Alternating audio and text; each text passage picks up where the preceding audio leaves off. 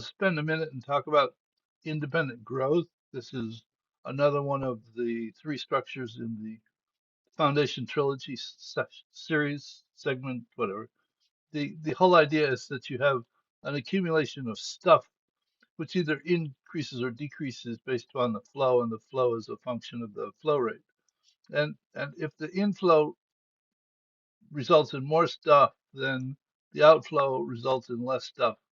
And if you actually simulate this, uh, at the moment there's no stuff and there's no flow.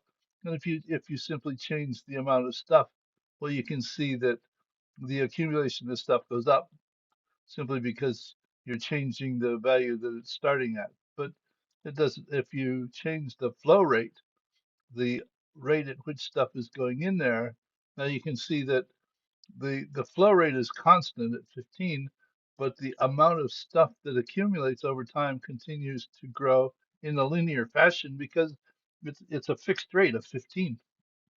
If I give it a minus 15, you can see that the amount of stuff starts at 0 and goes down to 10. Now you could also say that, okay, this starts at 70, and with a negative flow rate, it decreases over time.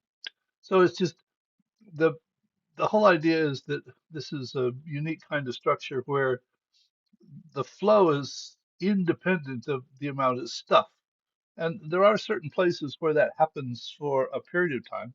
If you think about the amount of garbage that's trucked into a landfill, the rate at which they're putting garbage in the landfill is independent of what's in the landfill for some period of time. Well, sooner or later, someone decides that there's too much and the amount of stuff will finally have an influence on the flow.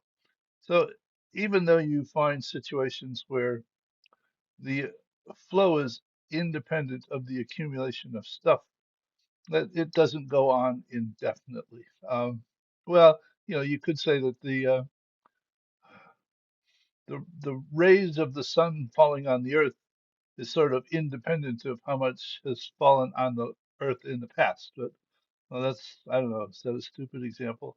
Whatever. Just go ahead and access the model and play with it to get a better feel for how changing the accumulation and the flow rate changes the amount of stuff that's accumulated over time. So take care.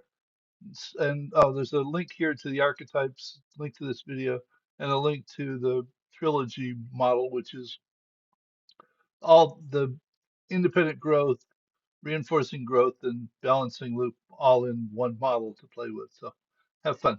Bye.